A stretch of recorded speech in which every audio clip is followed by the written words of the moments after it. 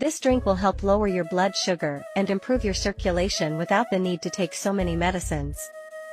We are going to use a large tablespoon of rosemary, which can be fresh or dried. Rosemary helps to increase insulin and lower blood sugar. We will also use a piece of turmeric.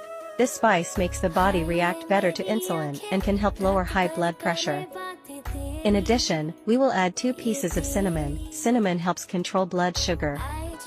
All these ingredients are good because they have antioxidants that strengthen the body's defense system, the one that protects us from germs and diseases. Drinking this mixture often is good for the blood to circulate well.